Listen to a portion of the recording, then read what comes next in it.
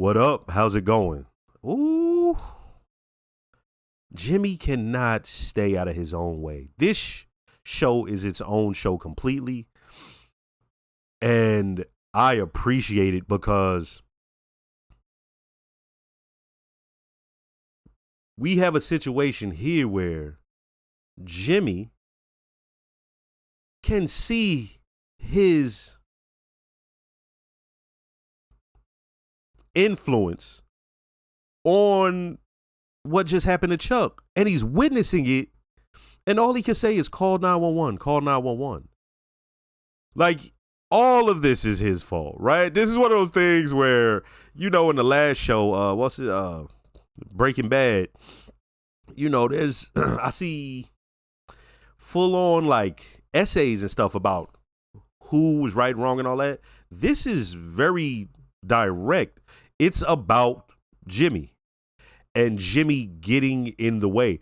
Chuck, as I said, yeah, there's a part that's hater, but the shit that he's mad about now, he should be mad about that. We may think certain things are cool. Like I said, when I saw what Jimmy was doing, I was like, yo, that's dope. Like, damn, that's crazy. But when it comes to ethics and stuff like that, of course Chuck is going to feel that way. Now, the thing is, when the show first started, I wanted to see where they were going with Chuck's mental state.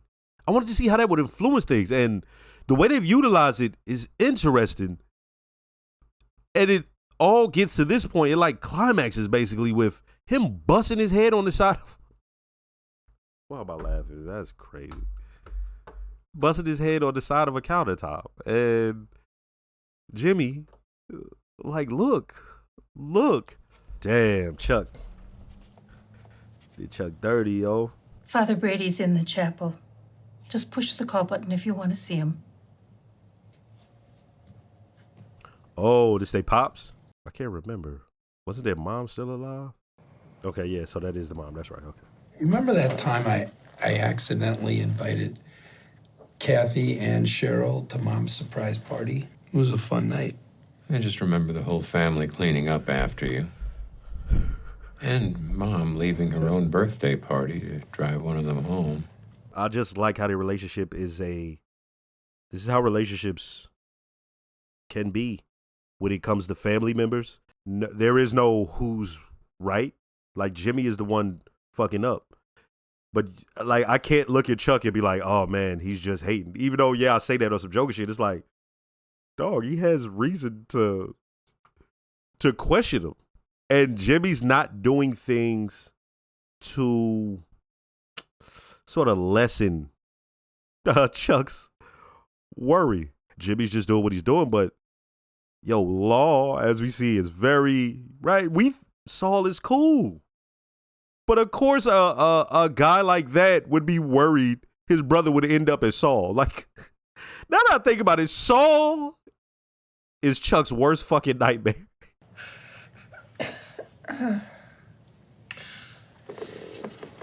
Mom. Jimmy. No, Mom, it's me, Chuck.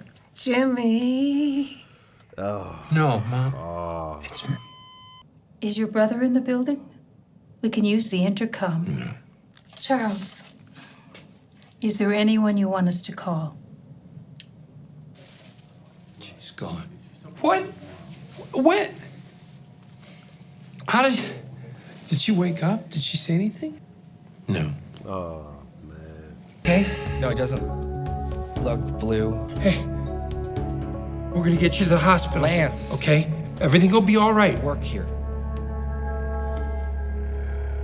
Can I help you? Charles, can you squeeze my hand really hard? Can you tell me if there's any pain? Did you get an EKG? Like what? Gentlemen, did we get an EKG? No EKG. No EKG. Yes, Charles, we need to do an EKG. Okay. No CAT scan. Calm. No CAT Can we scan. just get some restraint? Gentlemen, please come in here. Yeah, hold him down, restrain him. Please turn off the lights right here. For there not to be no gore or nothing like that, or them going into his chest or nothing like that, or I felt so uneasy because I could sense what was coming, and the way that he was laying, you could see the glare off his face of the light. What about a temporary emergency guardianship? I mean, he fits the parameters. You're telling me he's in need of medical care so urgent that we can't wait around on court procedure. Oh, certainly. Yeah, and Chuck is not able to understand the consequences. I mean, Chuck. Well, if it isn't Johnny on the spot. What does that mean? You know what it means. Ernesto out there? Come in here, please. Just take it easy. Ernesto! How long was I unconscious in that print shop? I'm not sure. 30 seconds, a minute, 2 minutes. I'd say maybe about a minute. You were kind of in and out. And how long was I lying on the floor before the ambulance arrived? About 10 minutes, I think, but I didn't look at the clock. And yet you were there. You bribed him. That kid behind the counter. What? Between the time Ernesto left and I arrived, you paid that half-wit to swear he'd never Mr. laid McGill. eyes on you. And then you stuck around to watch. Why? Just wanted to see me suffer? A temporary. Temporary emergency guardianship. Tomato, tomato. Well, you finally got me where you want me. How come you said that about calling me? Look, I didn't want to say anything, but your brother, the way he's been talking about you lately, it's like he's really out to get you, Jimmy, and I don't know. You're my friend. That's right. They were both in the mailroom together.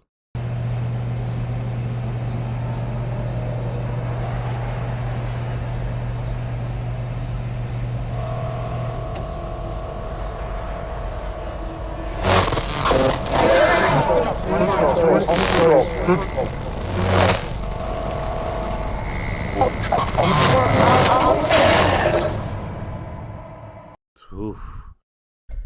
Man. The whole test would be like 10 minutes. Maybe they had to start over. What, 20 times? Kept moving, I'm sure. A man who says what he does and does what he says. When you need someone to count on, Give me Jimmy. Give me Jimmy. Gimme Jimmy. Because Moxie is in such short supply these days. And no signs of stroke or cardiac event. However, there was a complication. Chuck, hey, buddy. Is he it's catatonic me. now? They said everything looks good, so let's get you out of here. What do you say? Damn, that's fucked up, man. We think it's a state of self-induced catatonia. We. Always with the we. I think it's you. You're the only doctor in the room. I have to believe that it's just a matter of time before he comes out of it. Matter of time. Fine then. I'll wait. Right here. Jimmy, I'm sorry to say, I think Shot left. you leaving will probably get him out of there. 5 minutes. How many rounds have gone through the tube? So he was a sniper. For a 7.62, you could put 3,500 through it and never know. Your barrel gonna be cold? Let's suppose so. Well, then you better have paid attention to that shot. I'd better have. Now, one last thing.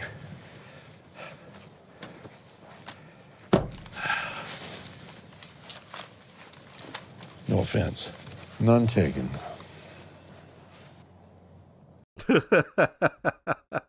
The fact that he said no offense is hilarious. It's like, no, believe me, I understand. Like, Where to next? Some insane asylum in Las Cruces. Someplace you can really tuck me away but good.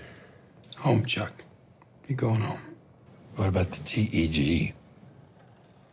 T stands for temporary, right? he really thought that Jimmy was trying to get him out the paint. You've done your duty. You can go now.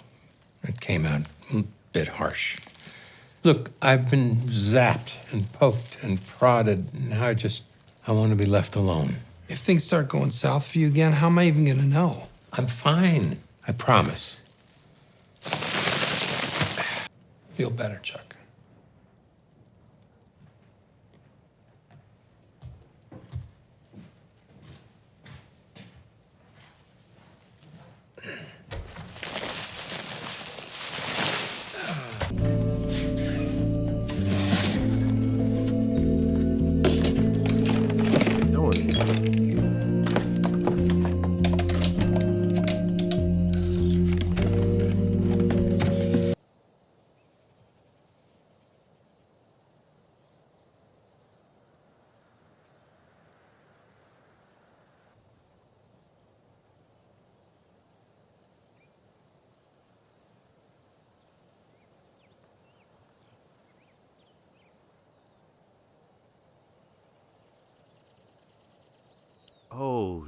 shit. He had a chance to take them motherfuckers out.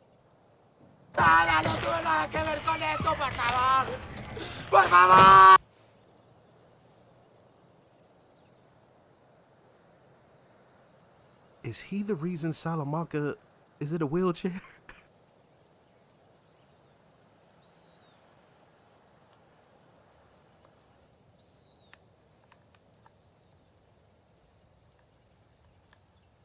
What a dope fucking scene.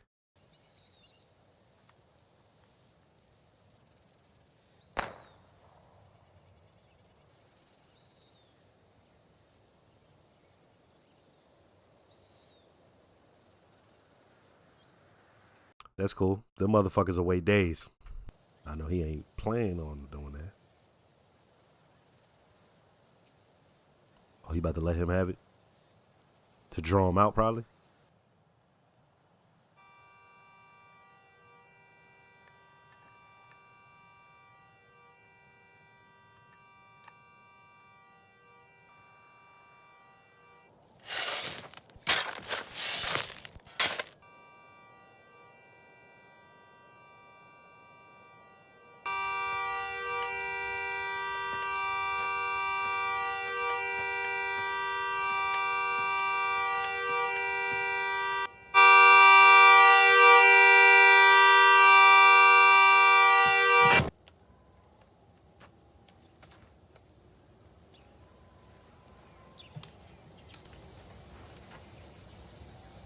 Boy, I thought he was about to pop Salamanca. I was like, yo, is this? Jimmy, Howard just called. He says he's been trying to reach you all morning. So tell him to stop bothering you and leave me a message. It's about Chuck. It's important, that's all he'll say. What? What is happening here? Jimmy, I have just one question. Are you behind this? Am I behind what? What is happening? No, come on, open the door. I know why you're here. We can discuss it later. Right now, I'm busy. Goodbye. Chuck not playing no more games. Y'all done bombarded the fuck out of him with all various electrons. Said, fuck all that. These walls are plaster and lath. Completely invisible to the radio spectrum. No protection at all. I might as well be standing in the middle of a pasture. Howard tells me you quit HHM. I didn't quit. I retired. He should be relieved. Relieved? Why would he be relieved? You're his number one guy. Without you, that whole place goes down the drain. The law needs you. Just stop it. Hey, how are you going to retire before you get me disbarred, before you run me out of town on a rail, huh? I'll be the only McGill carrying the family name. You can't have that. Don't remind him. If you truly do think that I rat-fucked you on that thing, which I did not, but whatever, well, you know what? You get mad. Take action. Don't just hide out in your Faraday, whatever, your cage thing here. No, no retirement for you. I can't do the job anymore. What do you mean? Of course you can do You broke the him, job. Jimmy. I made a mistake. What mistake? A simple, nothing little bank address. 1216 instead of 1261. I screwed it up. I hurt the client. And then I blamed you. It's this goddamn electricity. It's wearing me down. It's wearing down my faculties. My brain. My mind. People got hurt because of me. Time to end it. What if I told you you didn't make a mistake? For Christ's sakes, Jimmy, stop humoring me. Stop trying to talk everything right. I rat-fucked you. It was me. I would have made Nixon proud. I changed 1261 to 1216. It all went down exactly like you said. I mean, exactly. It is insane how you got every detail exactly right. Are you telling the truth? Or are you just trying to make me feel better? I am saying it to make you feel better. Sure shit wouldn't be telling you otherwise. But yes, it's the truth. You'd go to such lengths to humiliate me? I did it for Kim. What? She worked her butt off to get Mesa Verde while you and Howard sat around sipping scotch and chortling. Kim deserves Mesa Verde, not you, not HHM. She earned it and she needs it. I thought you'd just say, oh crap, I made a mistake, and go on with your life like a normal person. But oh no, wishful thinking. So can I tell Howard you're not quitting or retiring or whatever? Can we take all the shit down off the walls? You do realize you just confessed to a felony? I guess. But you feel better, right? Besides, it's your word against mine.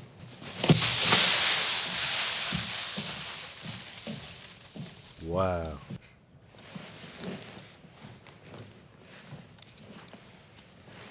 He recorded it. It was a recorder. Oh.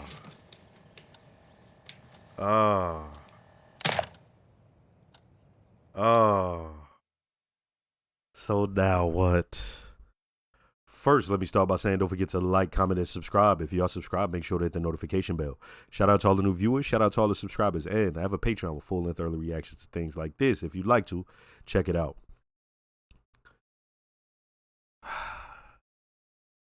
Such a subtle show. Look at how that was the season finale. Look how it ended. But then take another example. Let's look at that dope ass sniper scene with Mike. Normally, if a show does anything like that, it's not going to be that long. And there's going to be some sort of payoff of us seeing some sort of mist. If y'all get what I'm saying. But on this, something different happened. And I think I know who it is. Right? Hold on one moment. Just realize. Yeah, I had to adjust. So I think I know who it is. And I want to know how he found out. I want to know why he chose to do it in that way with the little don't card. But I could guess when that episode aired, the writings that evening or the next day were guessing who it was. I don't even want to get into that. But I just assumed at that moment, oh, he's going to pop him.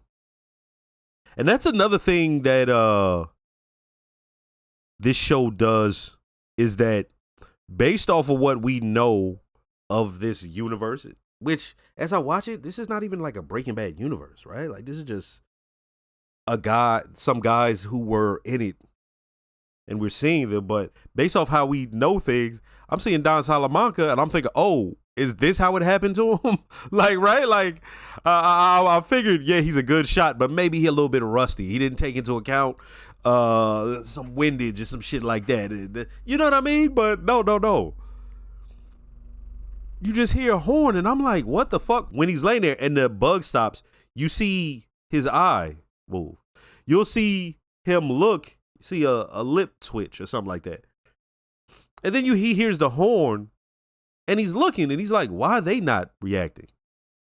And then he looks like, wait, behind me? It takes him a while to realize, wait, that's not their horn. Like he looks at the cars and then he looks at them. It's like, wait, no one's the dude who was digging or whatever, right? So he's like, what? So he pulls out the pistol and he's looking. And I'm like, oh shit, what's about to happen here? No one jumps out. There's no one waiting there to catch him. It was a stick pushing a horn and a piece of paper that said don't. And it's like, oh, I like it. Then let's go back to Chuck, Jimmy. Their relationship is such a natural, it just plays naturally to me. It's not one of these things where Jimmy seems devious. And it's not one of these things where Chuck is just an outright hater. What it is it's all tangled up. So in that first scene when we see the mom pass away and she says Jimmy couldn't even bring himself as a brother, to have the nurse try to page Like he's already gone, but right? Like, hey, no, chase after him. Jimmy shows up to the room and his mom not even there. You feel me? So he's like, wait, what the fuck is going on? And then he says, did she say anything? And Chuck says no, and it's, of course we don't fuck with that. But this is one of them things I can't really hate on or fault or be mad at them. It's just interesting to witness this relationship. I can't really explain it. For me, this is not one where I could take a side on or where I even want to. That makes sense to y'all? Yeah, this was crazy because he shows up there. We already knew how that was going to go. He's going to like, how'd you get here? I had forgotten that he was in the mailroom with Ernesto. I'd forgot about that. It was him, Jimmy, and also old girl. Why I can't remember her name. So when he tried to help him, he's like, I'm trying to figure out, wait, why'd you say that you called him? He's like, man, he's been on a warpath. He been trying to get your ass. And you my boy. Like, I ain't want to see you out there like that. Which, yeah, that makes sense. See, the thing is, that makes so much sense. Ernesto is around him a lot. They're asking a lot of this guy. Having him say at the end of that, I just want to go back to the mailroom. That was a perfect way to end that, because then you get why, he's just tired of this shit. And for him, he feels like it's one thing if Chuck is a certain way, but he had to be around there. He was in the copy room at the middle of the fucking night trying to find out about if Jimmy did this or that. So for him, he just wanted to end it. Like, man, no, Jimmy didn't do nothing. And as we know, the whole electromagnetic issue with Chuck is a mental issue, but it's based off stress, especially in relation to Jimmy, but just overall, right? Because we saw when he was at that hearing and he found out, they had filled in the wrong information. You saw it started to come back. And as I said, one of the most uneasy moments in this was subtle too. You see his face, and we're like at the top of his head and at the top of Chuck, and you see him panicking. He's begging, no, don't do this. And the doctors are just like, nah, we have to do this. And they're just being how they are because they deal with so many type of things. They're in the emergency room. They've dealt with people who not wanting to be there and all sorts of shit. So it's not even so much they trying to calm them down. They're like, no, we have to do this. They're not using that sort of the calming voice like when you're giving a kid a shot. It's like, no, they're just going about their business. And so for the thing that was so uneasy about it is they're going business as usual, the doctors and nurses. But this isn't business as usual for Chuck. And it's all of the EKG. He's like, wait, he heard EKG, and you just see his eyes. And then he goes catatonic after they have him get the x-rays and everything. And it seemed that he had finally resigned himself to, it seemed as if he had finally resigned himself to the fact that that Jimmy didn't do it. I could not figure out what. Now, some of y'all, because thinking about it, the fact he used those tongs, some of y'all been figured that out. Like, y'all watched it and were like, oh, yeah, nah, he's trying to record him. Me, I couldn't, I really couldn't figure that out until right before. I was like, oh, it's a recorder, huh? Because to me, it seemed, okay, he's going to retire, and you finally broke him. And then he took the tongs and he moved that off. But here's the play he did.